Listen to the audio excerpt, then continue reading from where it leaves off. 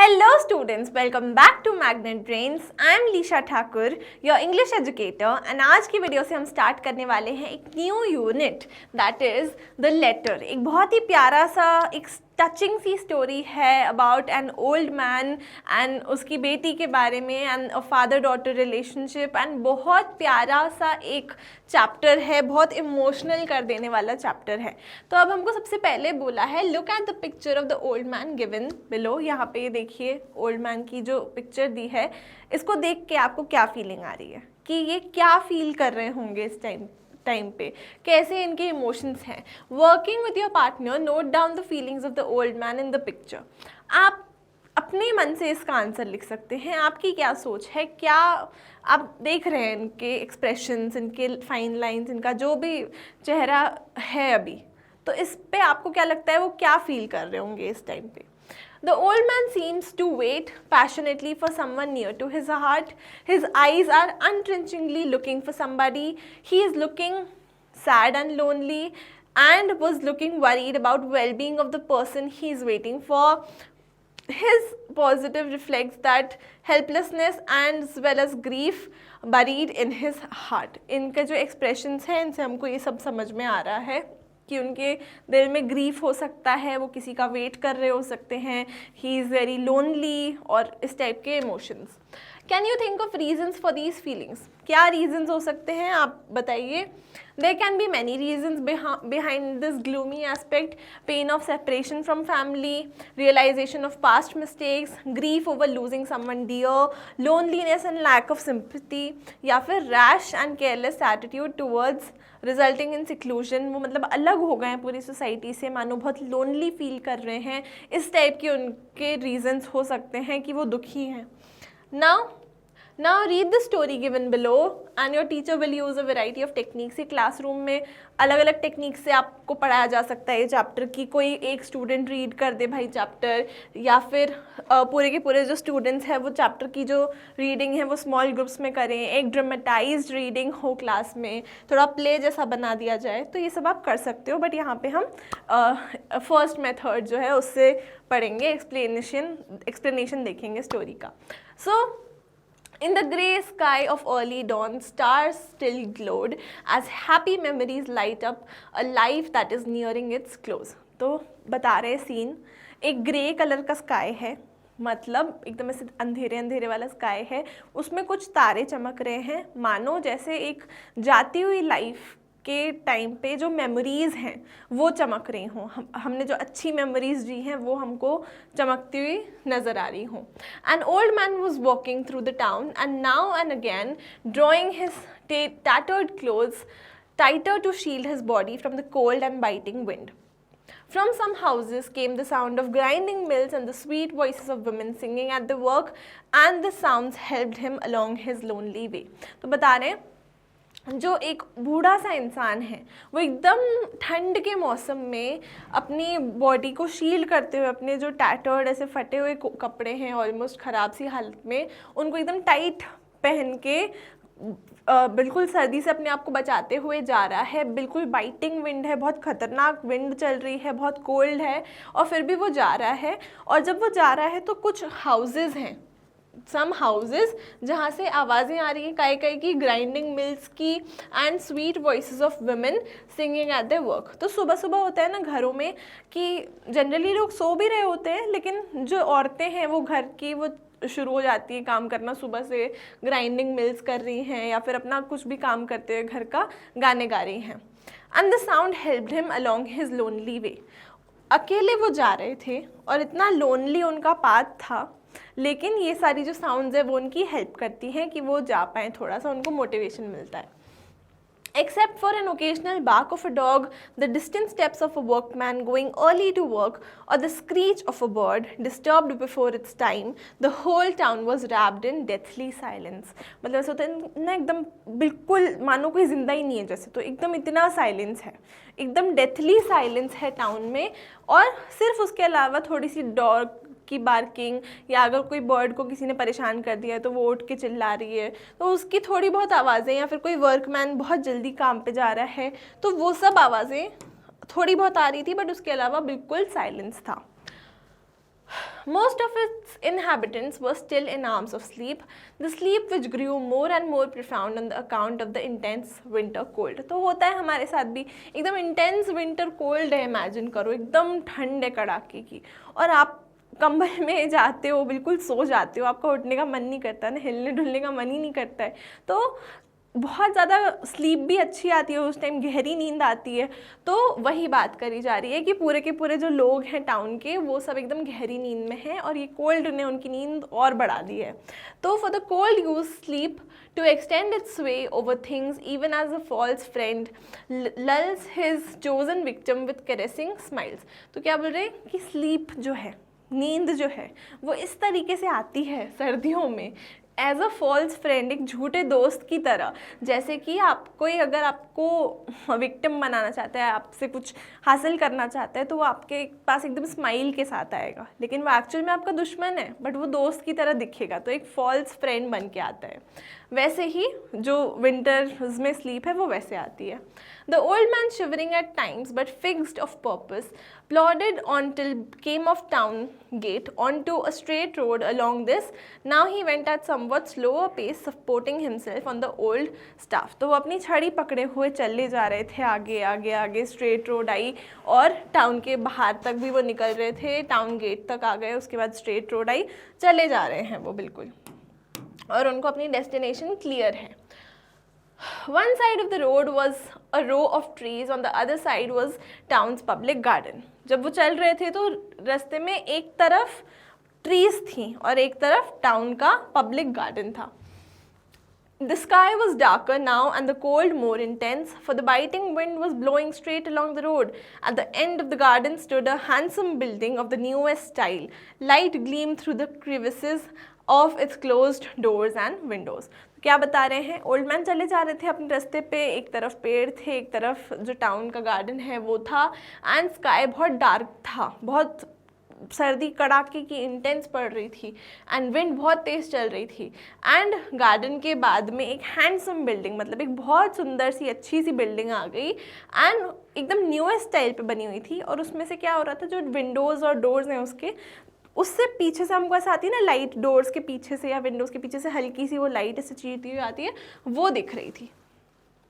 Beholding the wooden arch of the building, beholding मतलब देख रहे हैं हम अच्छी तरीके से, the wooden arch of the building, the old man was fitted with joy that pilgrim feels when he sees the goal of his journey. Pilgrim मतलब जो लोग ऐसे रिलीजियस कोई यात्राओं पे जाते हैं ना, उसको कहते हैं। तो मानो कोई मंदिर है या कोई भी रिलीजियस जगह है, वहाँ पे आप एज अ पिलग्रिम अगर आप जा रहे हो, आप पहाड़ चढ़ रहे हो, पता नहीं क्या क्या करके जतनों से आप वहाँ पहुँचे हो, और मानो आपको वो मंदिर दिख जाता है, तो आपके अंदर कैसी खुशी होगी, वैसी खुशी यहाँ ओल्ड मैन के अंदर होती है जब वो बिल्डिंग को देखते हैं। On the arch hung an old board with the newly painted letters post office. और ये खुशी किस बिल्डिंग को देख के हो रही है, उस ओल्ड मैन को पोस्ट ऑफिस को देख के। The old man went in quietly and squatted on the veranda. The voices of 2 or 3 people busy in their routine work could be faintly heard through the wall. 2-3 लोग की आवाज़ें आ रही थी, old man आराम से जाके वहाँ बैठ जाते हैं। Now, police superintendent, a voice called sharply, जोर से पीछे से आवाज आती है, क्या, police superintendent. The old man started at the sound but composed himself again to wait, but for faith and love that warmed him.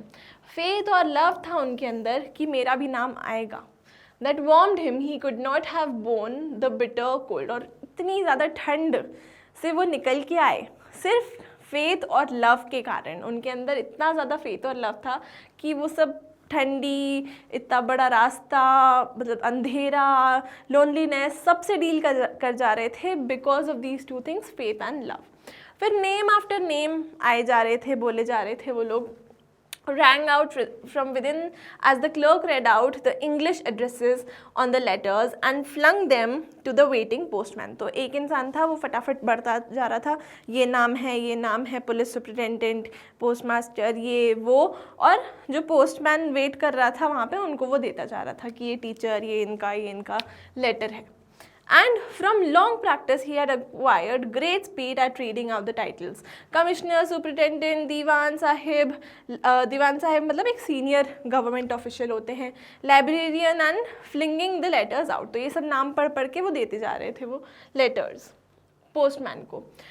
In the midst of this procedure, a jesting voice from inside called Coachman Ali. एक पीछे से आवाज़ आती है और आवाज़ लेते हैं वही ओल्ड मैन का नाम, यानी कि coachman Ali. The old man upraised his eyes to heaven in gratitude and stepping forward put his hands to the door. अंदर से आवाज़ आई थी ना एकदम कोचमैन अली, तो पहले तो वो इंसान खड़े हुए कोचमैन अली और एकदम से उनने ऐसे ऊपर देखा, थैंक यू गॉड ऐसे बोला उन्होंने भगवान की तरफ देख के, और फिर उसके बाद वो आगे बढ़ के जा ही रहे थे डोर की तरफ. गोकुल भाई, यस हु इज़ देयर. तो फिर वो अंदर जाके बोलते हैं, तो वो बोलते हैं कि अभी आपने मेरा नाम लिया ना, you called out coachman Ali's name didn't you. Here I am, I have come for my letter. मैं अपना लेटर लेने आया हूँ. It's a madman, sir, who worries us by calling every day for letters that never come, said the clerk to the postmaster. Clerk ने postmaster से क्या कहा कि ये एक पागल आदमी है. He's a madman, जो रोज़ आता रहता है पोस्ट ऑफिस, लेकिन इसका कोई लेटर तो आता नहीं है. The old man went back slowly to the bench on which he had been accustomed to sit for 5 long years. मतलब 5 साल से सोचो, जो कोचमैन अली है, जो ओल्ड मैन है, वो आए जा रहे हैं डेली पोस्ट ऑफिस में. कोई भी मौसम हो, कुछ भी हो, सर्दी हो, गर्मी हो, बारिश हो, रास्ता ख़राब हो, नथिंग मैटर्स. डेली वो 5 साल से आते हैं और एक जगह है पोस्ट ऑफिस में, वहाँ जाके बैठ जाते हैं, सिर्फ वेट करते रहते हैं एक लेटर का. Ali had been a clever shikari as his skill increased. Past बता रहे हैं हमको, जो कोचमैन अली हैं वो अपने टाइम में बहुत अच्छे शिकारी थे, हंटर थे. As his skill increased, so did his love for the hunt, till at last it was as impossible for him to pass a day without hunting. बहुत अच्छा लगता था उनको हंट करना, डेली वो हंट करने लग गए थे. When Ali sighted the earth brown partridge, almost invisible to other eyes, the poor bird, they said, was as good as in his bag. मतलब बोलते थे अली ने अगर देख लिया एक बार ये बर्ड को, तो वो तो as good as in his bag है, मानो कि उसके बैग में ही है वो बर्ड, उसने ऑलरेडी मार के रख ली, क्योंकि एक बार उसकी नज़र पड़ गई ऐसी बर्ड पे तो अब वो बर्ड नहीं बच सकती उससे. बेचारी बर्ड, ऐसा बोला गया है. His sharp eyes saw the hare crouching even when the dogs failed to see the creature cunningly hidden in the yellow-brown scrub. अब देखो, इंसानों को किसी को मारने की ज़रूरत नहीं होती है, लेकिन जो एनिमल्स हैं उनका एक इकोसिस्टम है, हमने पढ़ा है फूड चेन वगैरह, उनको होती है. मतलब एक लाइफ साइकिल होती है, एक फूड चेन होती है. तो डॉग्स जनरली उस बर्ड को मार के खाते थे, लेकिन डॉग्स तक उस बर्ड को कभी कभार नहीं पकड़ पाते थे. लेकिन कोचमैन अली, जिसको कोई ऐसा नेचर से ज़रूरत नहीं है कि उसको पकड़ के खानी है वो बर्ड, बट फिर भी उसका निशाना इतना अच्छा था, उसका हंटिंग इतनी अच्छी थी कि वो डॉग्स से बेटर उस बर्ड को पकड़ लेता था. Ali's eyes would catch the sight of his ears, and in another moment it was dead. Besides this, he would often go out with his friends, the fishermen. उसके अलावा वो fishing भी करता था, फिशरमैन के साथ भी जाता था. But when the evening of his life was drawing in, evening of life मतलब जब life end की तरफ आ रही थी, old age आ रही थी, he left his old ways and life suddenly took a new turn. His only child Miriam married and left him. तो उनकी एक लौती बेटी थी, इकलौता उनका फैमिली में चाइल्ड था, जो कि उनकी एक बेटी थी, डॉटर थी, मिरियम नाम से, एंड वो शादी करके चली जाती है. एंड इस टाइम पे वो अपनी हंटिंग भी छोड़ देते हैं coachman Ali. She went off with a soldier into his regiment in Punjab. कहाँ चली जाती है मिरियम? पंजाब चली जाती हैं. And for the last 5 years he had no news of his daughter, for whose sake alone he dragged along a cheerless existence. वो अपनी बेटी के लिए ही जी रहे थे सिर्फ, और उनको 5 साल से कोई खबर नहीं थी कि उनकी बेटी कहाँ है, कैसी है. Now he understood the meaning of love and separation. He could no longer enjoy the sportsman's pleasure and laughter at the bewildered terror of the young partridges bereft of their parents. अब उसको realise हो रहा था कि उसको कैसा feel हो रहा है जब उसकी बच्ची उससे दूर चली गई है, पंजाब में कहीं चली गई है और उसके पास कोई लेटर नहीं आया है, उसको पता नहीं है वो कहाँ है, किस हालत में है। अब वो हंट नहीं कर सकता स्पोर्ट्समैन अपने शौक के लिए, क्योंकि अब उसको रियलाइज़ होता है कि अरे जो बर्ड्स को मैंने मारा उनके भी तो फैमिलीज़ होंगी, उनके भी तो बच्चे होंगे, मैंने कैसे उनको सेपरेट कर दिया उनकी फैमिली से, कितना बुरा किया मैंने, वो सब उसको अब रियलाइज़ हो रहा है। Although the hunter's instinct was in his very blood and bones, such loneliness had come into his life since the day Miriam had gone away. उसके दिल में, उसके अंदर, उसके खून में हंटिंग थी, बट फिर भी जब मिरियम चली गई उसकी लाइफ से तो ये सब भी उसने छोड़ दिया। Now forgetting his sport, he would become lost in the admiration of the green cornfield. He reflected deeply and came to the conclusion that the whole universe was built up through love and that the grief of separation was inescapable. अगर आप किसी से प्यार करते हो और अगर ऐसा नहीं हो बिल्कुल भी, बट अगर ऐसा होता है कि भगवान उनको ले जाते हैं या कोई और सर्कमस्टांसेस की वजह से वो आपसे दूर हो जाते हैं, तो जो सेपरेशन का पेन है, जो ग्रीफ है, दैट इज़ इनएस्केपेबल। अगर आप किसी से प्यार करते हो तो आपको उसके लिए भी तैयार रहना पड़ेगा, जो पेन आ सकता है जब वो आपके पास नहीं है। And understanding this, he sat down under a tree and wept bitterly. रो रहे थे वो, बहुत सैड बैठे थे एक ट्री के अंदर, ट्री के नीचे। From that day he had risen each morning at 4 o'clock to walk to the post office, and his whole life he had never received a letter, but with a devout sincerity born of hope and faith, he persevered and was always the first to arrive. Daily पिछले 5 साल से, even though उनके पास एक भी चिट्ठी नहीं आई, एक भी लेटर नहीं आया, फिर भी वो डेली सुबह उठते हैं, 4 बजे जाते हैं, सबसे पहले इंसान होते हैं वो पोस्ट ऑफिस में जाने वाले। The post office, one of the most uninteresting buildings in the world, of course. Post office किसको इंटरेस्टिंग लगता है? सबसे ज़्यादा अनइंटरेस्टिंग बिल्डिंग है वो दुनिया की। Became his place of pilgrimage, और वो उनकी प्लेस ऑफ वर्शिप बन गई थी, मानो जैसे कोई तीर्थ स्थान है। ही always occupied a particular seat in a particular corner of a building. एक पर्टिकुलर उनका कॉर्नर, एक सीट बन गई थी कि वो डेली जाते हैं वहीं बैठते हैं पोस्ट ऑफिस में। And when the people got to know his habit they laughed at him, और लोग उनका मजाक उड़ाते थे इस बात पे। The postman began to make a game of him. Even though there was no letter for him, they would call out his name for fun of seeing him jump up and come to the door. देखो कितने cruel लोग हैं, कितने बुरे लोग हैं। मतलब character sketch आ सकता है, अगर पोस्ट मास्टर का आए तो आप लिख सकते हो। बहुत ही ख़राब तरीके से वो पेश आते थे कोचमैन अली के साथ। क्या करते थे? उनको पता था ये रोज़ आके बैठते हैं यहाँ पे, उनका मजाक उड़ाने के लिए, उनके साथ मस्ती करने के लिए, मस्ती भी नहीं एक्चुअली, बहुत गंदा प्रैंक करने के लिए उनका नाम लेते थे वो, जबकि उनका लेटर भी नहीं आया हुआ होता था, सिर्फ ये देखने के लिए कि वो एकदम उछल के खड़े हो जाएंगे वो ओल्ड मैन, एंड लेटर लेने के लिए उतावले होकर एकदम दरवाजे तक आएंगे, और ये देखने के लिए वो ऐसा मजाक करते थे उनके साथ। Still, with boundless faith and infinite patience, he came every day and went away empty-handed. फिर भी जो कोचमैन अली हैं वो डेली आते थे पोस्ट ऑफिस।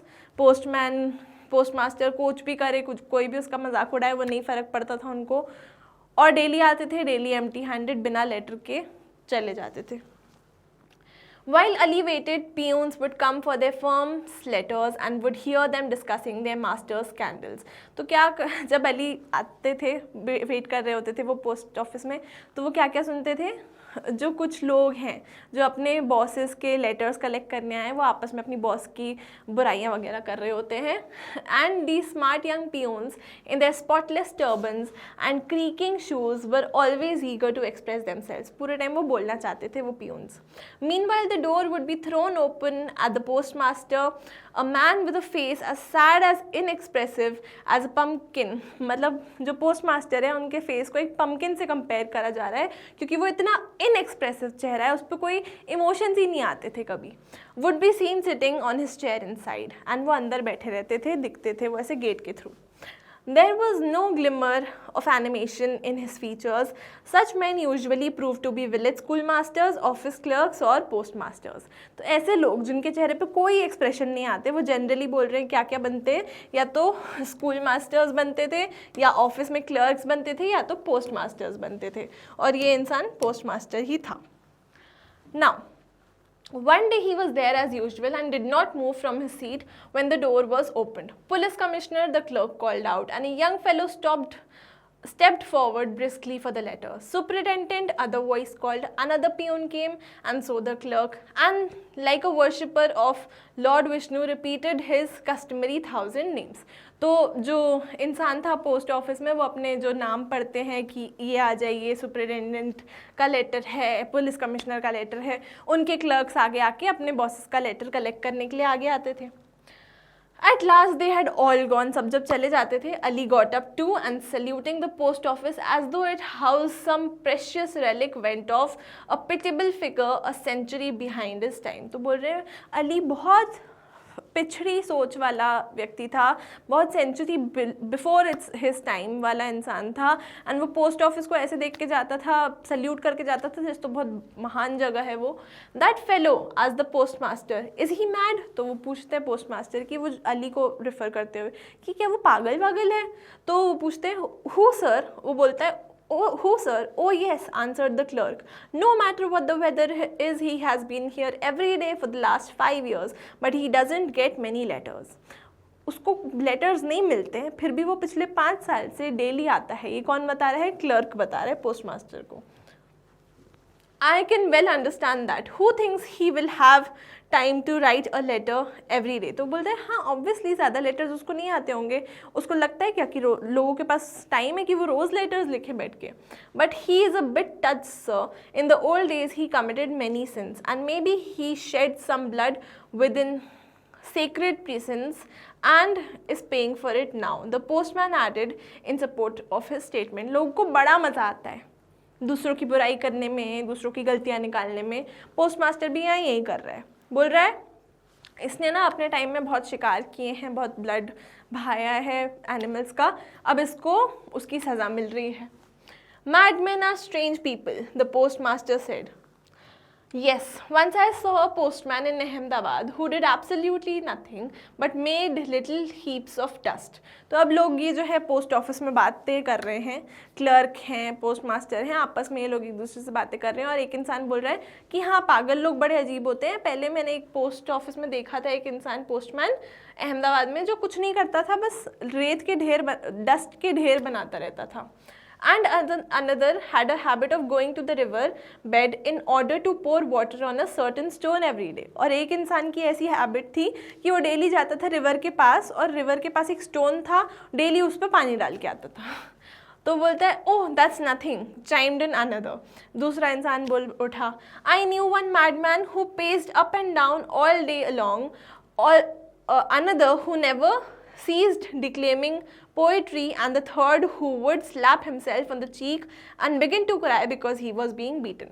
तो दूसरा इंसान भी बोल पड़ा, अरे हाँ मैंने भी बहुत पागल लोग देखे हैं. मैंने एक इंसान देखा था जो पूरे दिन चलता फिरता रहता था, एक मैंने इंसान देखा था कि जो पोइट्री करता रहता था पूरे टाइम, और एक इंसान मैंने देखा था जो खुद ही को थप्पड़ मारता था और फिर खुद ही रोने लगता था कि कोई मुझे मार रहा है. तो ये सब बातें करने लग गए वो लोग. And then everyone in the post office began to talk of lunacy. और सब लोग पागल लोगों की बातें करने लग गए पोस्ट ऑफिस में. All working class people have the habit of taking periodic rests by joining in general discussion for a few minutes. और ये बात जनरली ज़्यादातर ऑफिस में होती है कि जो लोग हैं वो अपने काम से, डेस्क वर्क से थोड़ा टाइम लेते हैं, ब्रेक लेते हैं, और आपस में ऐसे जनरल टॉपिक्स पे बातें करते हैं, डिस्कशन करते हैं. After listening a while, the postmaster got up and said, "It seems as though the mad live in a world of their own making. To them, perhaps we appear mad. A madman's world is rather like poets, I should think." He laughed as he spoke last words, looking at one of the clerks who wrote in different verse. Then he went out. And the office became still again. तो post master उठते हैं अपनी जगह से, वो एक ऐसे इंसान को देखते हुए ये बात बोलते हैं जो पोइट्री लिखता है, वर्सेस लिखता है, और उनको देख के बोलते हैं कि हाँ पागल लोग जो हैं वो अजीब होते हैं, क्योंकि उनको शायद लगता होगा कि हम पागल हैं, जैसे पोइट्स को लगता है कि हम को नहीं आता कुछ समझ में, बट उनको ही सब समझ में आता है। और वो ऐसे क्लर्क की तरफ देख रहे होते हैं जिसको जो पोएट्री लिखता है, और ये सब बोल के वो उठ के चले जाते हैं और फिर साइलेंस हो जाता है ऑफिस में, पोस्ट ऑफिस में। For several days Ali had not come to the post office. अब हमको पता है अली डेली पोस्ट ऑफिस आ रहा था, बट फिर थोड़े दिन तक, for several days, Ali had not come to the post office. There was no one with enough sympathy or understanding to guess the reason. But all were curious to know what had stopped the old man. At last he came again, but it was a struggle for him to breathe. On his face were clear signs of approaching end. That day he could not contain his impatience. Master Sahib, he begged the postmaster, do you have a letter from my Miriam? तो बहुत दिन तक coachman Ali नहीं आते हैं post office, और फिर एक दिन वो आते हैं और उनकी हालत बहुत ख़राब होती है.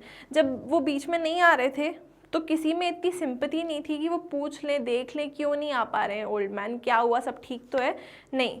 बट सबको क्यूरियोसिटी बड़ी थी, जानना सबको था. फिर एक दिन फाइनली कोचमैन अली आते हैं एंड उनकी हालत बहुत ख़राब थी. वो सांस लेने में भी उनको प्रॉब्लम हो रही थी, और उनमें इतना पेशेंस था. पहले वो आके चुपचाप बैठे रहते थे, सबका वेट करते थे, सबके लेटर्स डिस्ट्रीब्यूट हो जाते थे, फिर जाते थे. लेकिन इस बार उन्होंने क्या किया, उन्होंने वेट नहीं किया, उन्होंने सीधे जाके बोला, मास्टर साहब मेरा लेटर आया क्या मरियम से. तो postmaster wanted to get out of the country and was in a hurry. What a pest you are, brother, he exclaimed. My name is Ali, answered Ali absent-mindedly. तो post master अपनी जल्दी में था, उसको country से बाहर जाना था, एंड वो बोलता है कि तुम क्या पेस्ट हो एकदम, भाई ऐसे क्यों आके परेशान कर रहे हो हमको. तो फिर अली बोलता है मैं पेस्ट नहीं हूँ, मेरा नाम अली है. And he answered absent-mindedly, I know but do you think we got your Miriam's name registered. मतलब हमारे पास ऐसा लिखा हुआ है क्या कि मिरियम का चिट्ठी आएगी तो वो बहुत इंपॉर्टेंट है या कुछ. हमारे पास ऐसा कुछ नहीं है. तो अली बोलता है, then please note it down, brother. It will be useful if a letter should come when I am not here. For how should the villager who had spent 3/4 of his life hunting know that Miriam's name was not worth peace of anyone to her, but to her father? तो coachman Ali बोलते हैं कि आप Miriam का name note down कर लो, कुछ उसका letter आता है तो मुझ तक पहुंचाना है, इंपॉर्टेंट नेम्स में उसको नोट डाउन कर लो. तो पर बात यही है ना कि वो हंटिंग कर रहा था अपनी पूरी लाइफ, उसको ये सब नहीं पता कि मिरियम का नेम बाकी सबके लिए कोई मायने नहीं रखता, किसी और के लिए इम्पोर्टेंट नहीं है एक्सेप्ट हर ओन, मतलब खुद उसके लिए, क्योंकि वो उसकी बेटी है. बाकी सबके लिए कोई फ़ायदा नहीं है उस नाम को नोट करने का. The post master was beginning to lose his temper. Have you no sense? He cried. वो चिल्लाया, Have you no sense? कोई दिमाग नहीं है तुम्हारे पास? Get away. Do you think we are going to eat your letter when it comes? वो बोलता है मिल जाएगा ना, तुम्हारा लेटर आएगा तो तुमको क्या लगता है हम डिस्ट्रॉय कर देंगे तुम्हारा लेटर, खा जाएंगे अगर आएगा तो. And he walked off hastily. और फिर वो ऐसी बात बोल के चला गया वहाँ से. Ali came out very slowly, turning after every few steps to gaze at the post office. वो पोस्ट ऑफिस से बाहर तो निकला अली, बट वो बार बार पीछे मुड़ के देख रहा था पोस्ट ऑफिस की तरफ, एंड ऐसे देख रहा था कि बस उसकी आईज एकदम ऐसे टीयर्स में आंसू ही आ रहे थे उसको बिल्कुल. Of helplessness, for his patience was exhausted, even though he still had faith, yet could be still in hope to hear from Miriam. तो वो चाहता था उसकी बेटी उसको लेटर लिखे, मिरियम के लेटर का वो वेट कर रहा था, स्टिल उसके अंदर होप था कि हो सकता है लेटर आ जाए. Ali heard from one of the clerks coming up behind him and turned to him. Brother, he said. पीछे से एक क्लर्क आ रहा था तो उसको वो कहता है brother. The clerk was surprised, but being a decent fellow, he said, well, here, look at this. Ali procured an old tin box and emptied 5 golden guineas into the surprised clerk's hands. Do not look so startled, he continued. Clerk के हाथ में वो दिखाता है 5 gold coins और वो बोलता है कि इतना शॉक में मत आओ. They will be useful to you as they can never be to me, but will you do one thing? What do you see up here?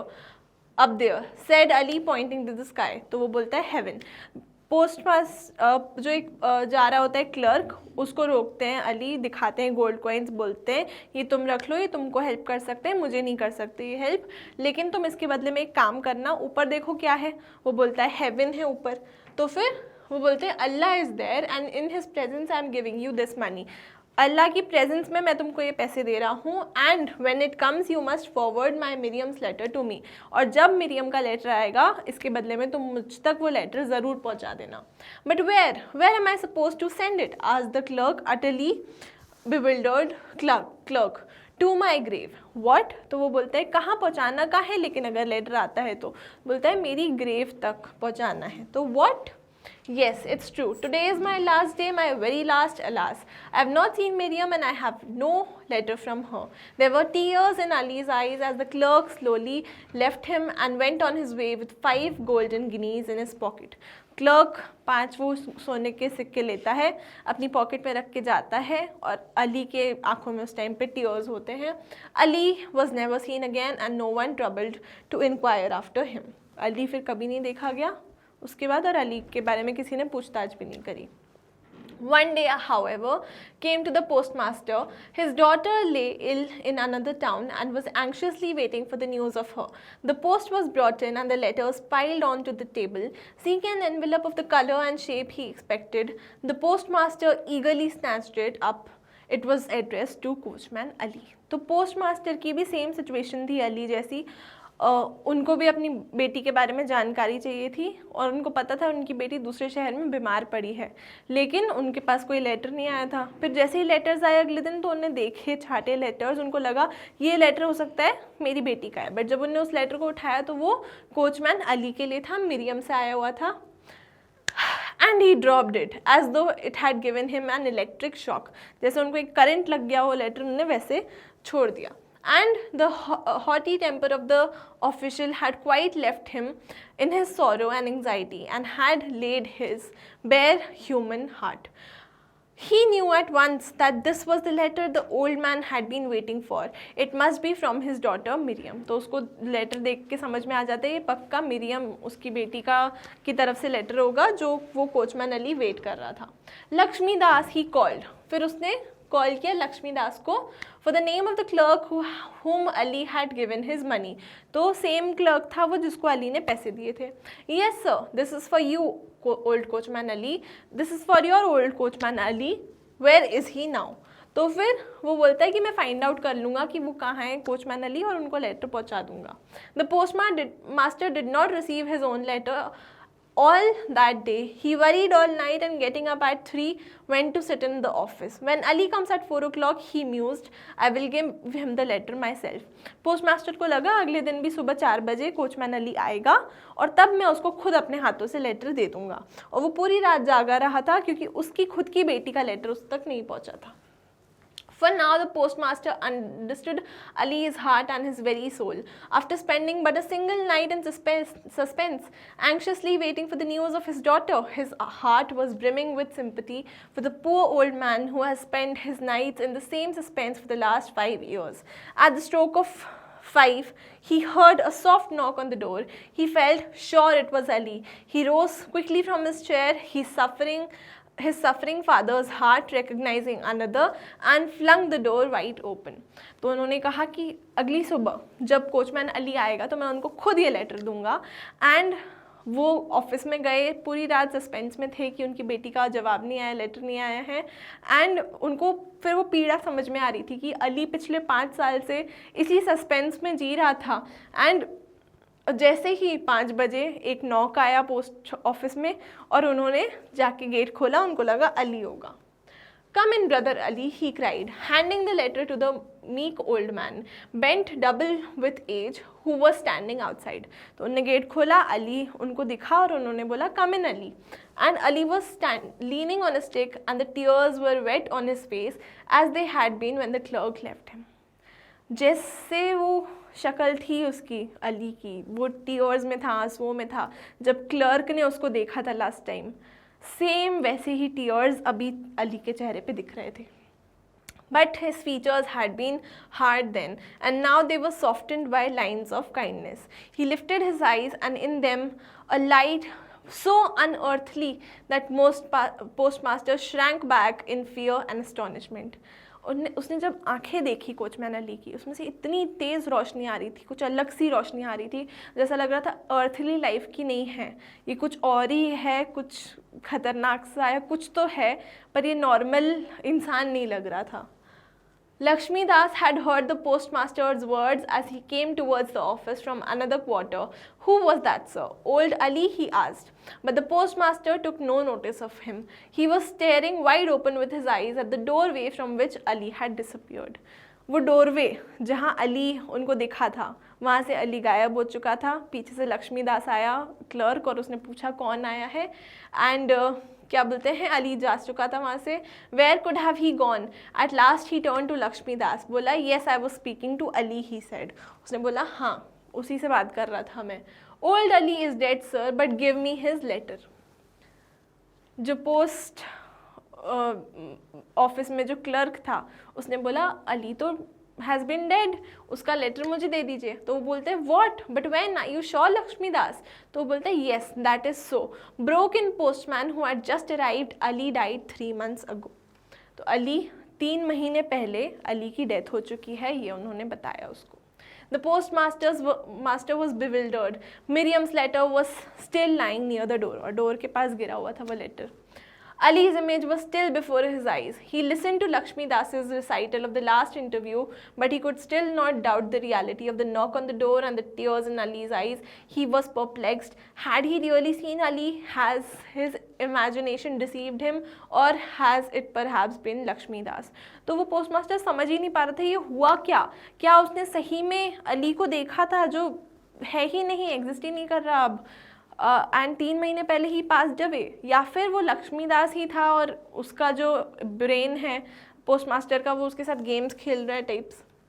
The daily routine began. The clerk read out addresses, police commissioner, superintendent, library, and flung the letters deftly. But the postmaster now watched them as eagerly as though each contained a warm, beating heart. पहले postmaster को कोई फ़र्क नहीं पड़ता था, कोई emotions नहीं थे उसके अंदर, इमोशनलेस इंसान दिखाया था उसको एकदम. लेकिन अब वो समझ रहा था हर एक लेटर के अंदर कोई मैसेज है, कोई लव्ड वन से कुछ फीलिंग्स हैं, इमोशंस हैं.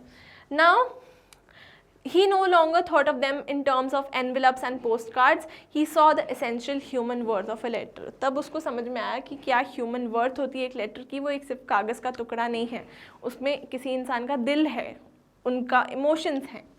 That evening you could have seen Lakshmi Das and the postmaster walking slow steps to Ali's grave. They laid the letter on it and turned back. Lakshmi Das, were you indeed the first to come to the office this morning? तो क्या दोनों लक्ष्मी दास और postmaster शाम को सब होने के बाद पोस्ट ऑफिस का काम जाते हैं अली की ग्रेव तक, और वो लेटर जो मिरियम से आया हुआ था वो रख के आते हैं उसके ऊपर. और फिर जब वो वापस आ रहे होते हैं तो पूछता है पोस्टमास्टर कि तुम ही लक्ष्मी दास सबसे पहले आए थे आज ऑफिस में? तो वो बोलता है हाँ सर, मैं ही पहले आया था सबसे. Then how? I don't understand. What sir? तो वो बोलता है oh never mind, the postmaster said shortly. At the office he parted from Lakshmi Das and went in. The newly wakened father's heart in him was reproaching him for having failed to understand Ali's anxiety. For now he himself had to spend another night of restlessness, anxiety, tortured by doubt and remorse. He sat down in the glow of the charcoal cigarette to wait. तो अब postmaster की बिल्कुल वही हालत है जो अली की थी एक टाइम पे 5 साल तक, कि वो सस्पेंस में है, ईगरली वेट कर रहा है अपनी बेटी की चिट्ठी का एंड उसके लेटर का. एंड फिर वो जाता है ऑफिस में एंड थोड़ी सी लाइट में वो बैठ जाता है. अगेन वही सब फीलिंग्स उसके अंदर आ रही होती हैं कि कब, एंग्जाइटी वाली फीलिंग कि कब आएगा उसकी बेटी का लेटर. तो ये स्टोरी थी एंड अब वो अली का पेन समझ पा रहा था. आई होप समझ में आ गई होगी अच्छी तरीके से. अबाउट द ऑथर देख लेते हैं. Dhumketu was the pen name of this person Gauri Shankar Govardhan Das Joshi, a prolific writer who is considered one of the pioneers of Gujarati short story. He published 24 collection of short stories as well as 32 novels on historical and social subjects. ये बहुत ही prolific writer हैं, आप इनको देख सकते हैं. Plays and travelogues. His writing is characterized by a poetic style, romanticism and powerful depiction of human emotions. Obviously इतनी emotional कहानी थी एंड ये जो राइटर हैं वो इस तरीके की ही कहानियाँ लिखते हैं जिसमें बहुत प्योर रॉ ह्यूमन इमोशंस देखने को मिलते हैं.